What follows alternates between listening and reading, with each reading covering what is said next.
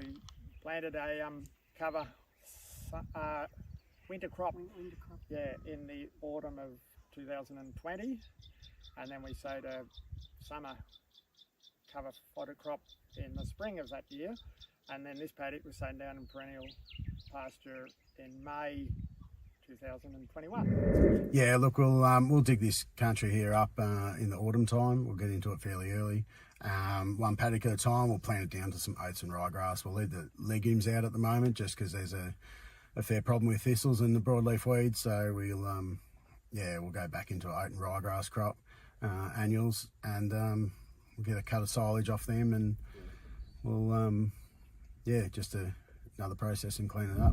Yeah, there's some Saya oats and some annual ryegrass in here, and we just use that as that clean up crop through the clean up the thistles and everything else in here, and just direct drilled in, and about 125 kilos of DAP with it. So from here, we're now in nearly the first week of December.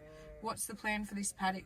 We're at the end of the winter rotation. Where do we go to? Are we summer cropping this as well? Yeah, so we'll try and get as much of this trash under control as we can, try and graze it out pretty heavy, and we'll terminate this in a few weeks' time, about 3 weeks' time, and then we'll go into a summer fallow, chemical fallow. We'll keep it under control through the summer, and try and spray everything out a couple of times, and if we can get onto this trash, we'll cultivate it and level this paddock out, and then we'll go back into the same crop again in the early autumn. Yeah. So when you say you renovated, how did you get to getting this back into perennial? What sort of program did you go through, and when was the paddock sown?